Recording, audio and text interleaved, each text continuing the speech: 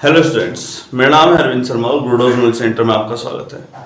चलिए स्टार्ट करते हैं अपनी वही सीरीज ट्रिगोनोमेट्री की 183 से लेके 183 और 184 क्वेश्चन इसमें हम करने जा रहे हैं। और केस है आपका 32 10 की power 8 theta 2 cos square alpha minus 3 cos alpha. पहले जो हमारी 5 सवालों की सीरीज थी उसे हमने, क्योंकि टाइम लिमिट थोड़ी सी ज़्यादा हो रही थी और हमारे पास शायद टाइम उतना बच पा नहीं रहा था, तो इसलिए हमने इसे छोटा कर दिया। नंबर ऑफ क्वेश्चंस नहीं घटे हैं, हमारे जो टाइम ड्यूरेशन है वो थोड़ी सी हमने घटा दी है। ठीक, चलिए चेक कर लेते हैं। 32 10 की power theta equals to 2 cos square alpha minus 3 cos alpha. एक ये केस दिया है, एक केस दिया है। यहां से अगर आप चाहें तो cos 2 थीटा इक्वल्स टू 1/3 निकल करके आ रहा है। आपसे जो सवाल पूछा है वो बोला है अल्फा का जनरल सॉल्यूशन बताइए, जो अल्फा यहाँ पर है। सवाल को अच्छे से पढ़िएगा। tan थीटा दिया है, अल्फा दिया है और एक वैल्यू भी दी है। जब ऐसा केस होगा तो एक वैल्यू जरूर देगा और दूसरे की वैल्यू जरूर पूछी जाएगी। तो यहाँ पर cos 2 theta equals to 1/3। I hope कि आपको cos 2 थीटा के तीनों फॉर्मूले पता हो। 1 - 2 sin square theta equals to 1/3। यहाँ से अगर आप चाहें तो 1 - 1/3 equals to 2 sin square 2 theta. यहाँ से 3 - 1/3 आप एलसीएम ले सकते हैं, कितना है 2/3 equals to 2 sin square theta.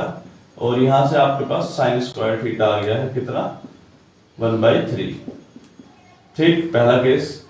अगर आप चाहें तो cos स्क्वायर थीटा भी यहां से निकाल सकते हैं। cos स्क्वायर थीटा को आप कैसे निकालेंगे? 1 - cos स्क्वायर थीटा को निकालना हो तो आप cos स्क्वायर थीटा के लिए फॉर्मूला जो 10th क्लास का है 1 - sin स्क्वायर थीटा निकाल पाएंगे आसानी से। 1 - sin स्क्वायर थीटा की वैल्यू है 1/3 यानी कि 2/3। ये आपके पास एक केस बन करके आया।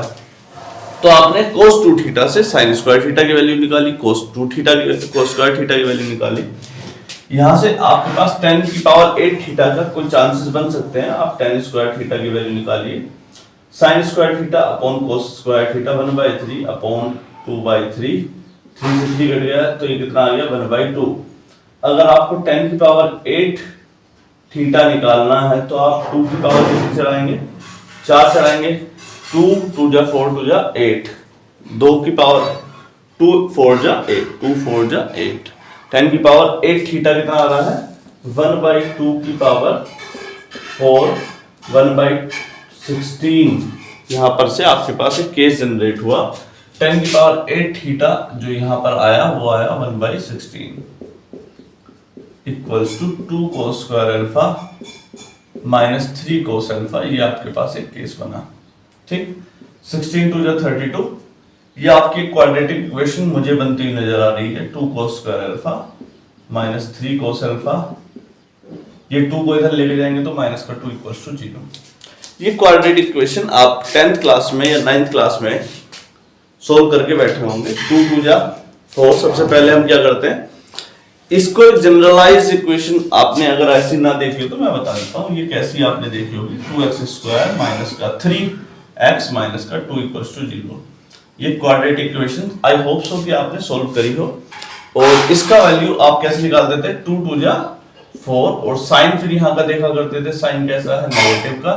फिर बीच वाले नंबर को घटा करके लाया जाता था अगर नेगेटिव होता था तो सेम केस हम यहाँ पर सिनेरियो अपनाने वाले हैं। 2 cos square alpha minus 4 cos alpha minus 1 cos alpha minus 2 cos square alpha minus 4 cos alpha minus को अंदर भेजो plus cos alpha minus 2 equals to 0।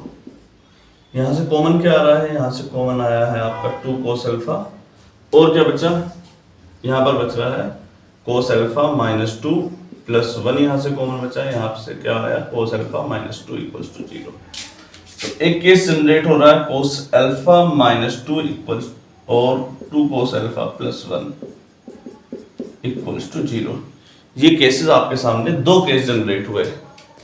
तो अब तक जो हमने क्या क्या किया है वो आपको जान लेना चाहिए। सबसे पहले हमने cos 2 थीटा की हेल्प से tan स्क्वायर थीटा की वैल्यू निकाली और tan स्क्वायर थीटा की हेल्प से 10 की पावर 8 थीटा की वैल्यू निकाली। यानी कि 10 की पावर 2 का 4 टाइम्स ही करना है। 2 दूनी 4 दूनी 8 दूनी 16।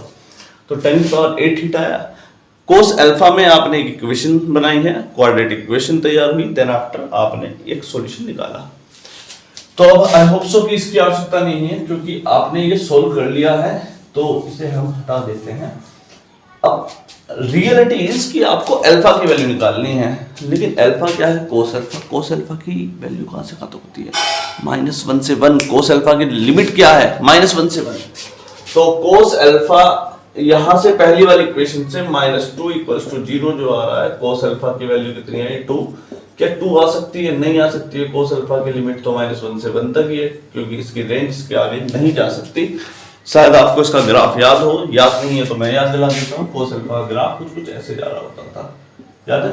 ये 0 पर इसकी वैल्यू 1 आया करती थी और पाई पर इसकी वैल्यू -1 आया करती थी। ठीक, तो इतना ही इसकी रेंज थी, +1 से -1 तक। दूसरी केस को देख लेते हैं। 2 cos अल्फा + 1 = 0। ये एक आपका केस बनता है, 2 cos अल्फा + 1 = 0। तो 2 cos अल्फा = -1 और cos अल्फा = -1/2। और cos अल्फा -1/2 कब होता है? cos अल्फा -1/2 की वैल्यू कब होती है? cos अल्फा 1/2 कब होता है? π/3 यानी कि 60 डिग्री पर। और cos अल्फा को अगर सेकंड क्वाड्रेंट में लेके जाएं तो वो नेगेटिव हो जाता है, यानी कि 2π/3। ये अच्छा है, जबरदस्त। तो cos 2π/3 की वैल्यू कैसी होती है? -1/2। ठीक, तो यहां से आपके सामने एक केस जनरेट हुआ। cos 2θ = cos अल्फा वाला फॉर्मूला, आई होप कि आपको याद हो। cos θ = cos अल्फा, वहां से आप फॉर्मूला लिखते थे 2nπ ± अल्फा। तो यहां से एक और केस जनरेट हुआ, alpha = 2nπ ± 2π/3।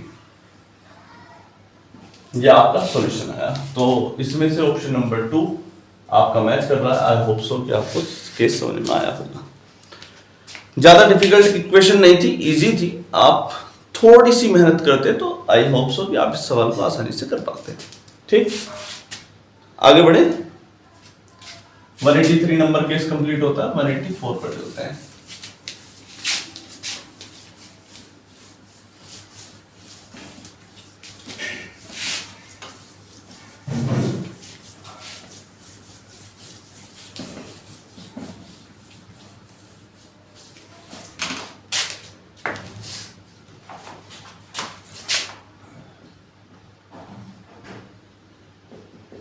F gamma sin theta = 3 gamma = 4 1 + sin theta। ये निकल गया। अरे बाप रे यार, ये बहुत टूट रहा है। ये वीडियो बनाने से पहले कोई नहीं।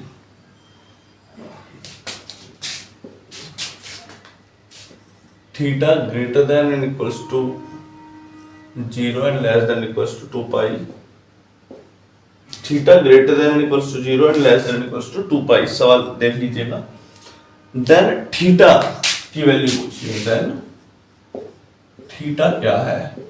और ऑप्शन में आपके सामने जरूर लिखूंगा। ऑप्शन क्या है? π/6 5π/6 और π/3 2π/3 π/4 5π/4 π/2 और पाई। ये 4 ऑप्शन आपके सामने लिखे। ठीक, यहां से आपकी थीटा की वैल्यू निकालनी है। थीटा दिया है 0 और 2π के बीच में। सबसे ज्यादा याद रखना जेई के केस में, 11 12 में नहीं।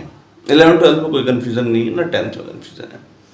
जेई के केस में लिमिट्स सबसे ज्यादा मैटर करती है। सबसे ज्यादा इंपॉर्टेंस जिसकी है वो लिमिट है।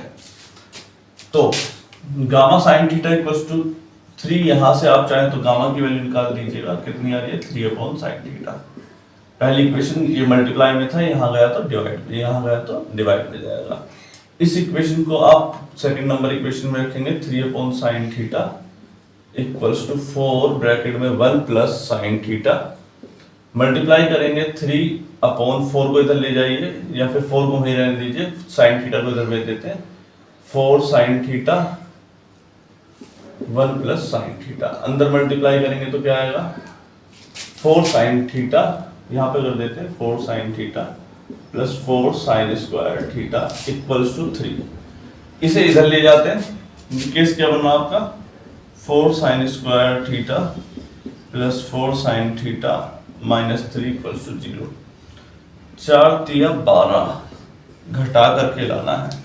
देखो बेटा क्वाड्रेटिक इक्वेशन दोबारा से तैयार हुई है, अगर आपको नजर नहीं आ रही तो मैं इसे दिखा देता हूँ। देखेंगे 4x स्क्वायर प्लस का 4x माइनस का 3 इक्वल्स टू 0, ये क्वाड्रेटिक इक्वेशन है। आपको ये साफ स्पष्ट रूप से दिखाई देनी चाहिए। वहां पर आप x की वैल्यू निकाल रहे हैं, यहाँ पर साइन थीटा की।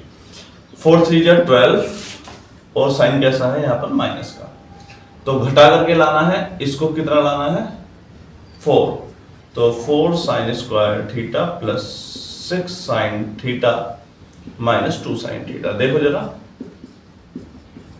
6 में से 2 गए 4, 6 2 जा 12। कोई कंफ्यूजन तो नहीं है। कॉमन ले लेते हैं, दोनों में कॉमन क्या आ रहा है, कॉमन आ रहा है 2 और साइन थीटा कॉमन आ रहा है। यहाँ पर क्या बचा 2 साइन थीटा प्लस 3, यहाँ पर क्या कॉमन आ रहा है 1 माइनस का, वो भी माइनस, यहाँ पर भी माइनस, यहाँ पर भी माइनस कॉमन आया। 2 sine theta plus 3 equals to 0। यहाँ पर आपके दो केसेस जनरेट हो गए, एक 2 साइन थीटा प्लस 3 और एक 2 sine theta minus 1 equals to 0। ठीक, इन दोनों केसेस को जनरलाइज करके देखते हैं। साइन थीटा की जो वैल्यू होती है वो आइडियली -1 से 1 तक होती है, ये आपको पता होना चाहिए। ठीक, अगर मैं इस केस को ओपन करके देखता हूं 2 साइन थीटा प्लस 3 वाले को, देखो जरा 2 sine theta plus 3 equals to 0, तो 2 साइन थीटा इक्वल्स टू -3 और साइन थीटा की जो वैल्यू आ रही है वो आ रही है माइनस का 3/2, यानी कि नेगेटिव में 1.5, और साइन थीटा की वैल्यू -1 से ज्यादा नीचे हो ही नहीं सकती। ये आंसर आपका आ रहा है -1.5 और साइन थीटा की वैल्यू जो 1 है उससे नीचे नहीं जा पा रही है। मतलब ये सवाल कैसा हो गया गलत हो गया। सवाल गलत नहीं हुआ, मतलब ये वाला ऑप्शन हमारे लिए खराब है, हमारा किसी काम का नहीं है, यूजलेस है। मतलब हमारा जो आंसर निकलेगा वो इसी से ही निकलने वाला है, ये वाला ऑप्शन यूजलेस आपके लिए हो गया। याद रखेंगे, ऐसा मत करिएगा कि 3/2 सोचने में टाइम वेस्ट कर दें। अगर आपको उस समय पर ये इमेजिनेशन अपने दिमाग में रखनी है कि उसकी रेंज क्या है। आप 11th-12th में हैं या जेई की तैयारी कर रहे हैं, हर चीज़ की रेंज डोमेन याद कर लो।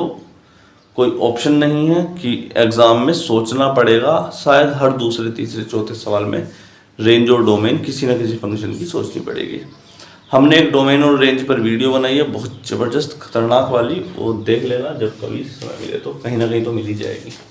ठीक, 2 साइन थीटा -1, इसे देख लेते हैं।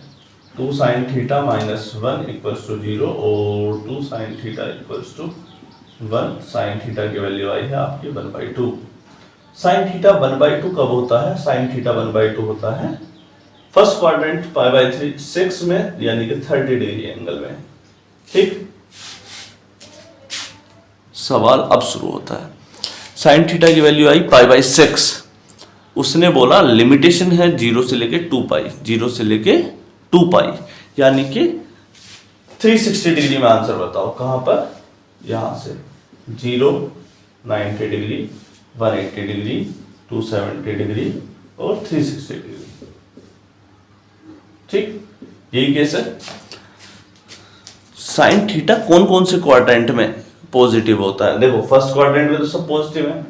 साइन थीटा सेकंड क्वाड्रेंट में भी पॉजिटिव होता है, थर्ड में नेगेटिव होता है, इसमें भी नेगेटिव होता है। इन दोनों को ले नहीं सकते, तो हमारा जोर किस पे चलेगा? सेकंड क्वाड्रेंट में भी चले जाए। तो π/6 को सेकंड क्वाड्रेंट में जाने के लिए क्या कर सकते हैं? या तो आप पाई से घटा दो इसे, या फिर π/2 जोड़ दो, दोनों केस संभव है। तो आप पाई - π/6 करेंगे तो क्या आपका आंसर आया? 5π/6 भी इसके ऑप्शन में आ गया है। ठीक, क्लियर हुआ? ये 5π/6 क्यों आया? क्योंकि सेकंड क्वाड्रेंट में साइन थीटा पॉजिटिव होता है। तो आपका ऑप्शन नंबर 1 ये आपका करेक्ट आंसर है, π/6 और 5π/6।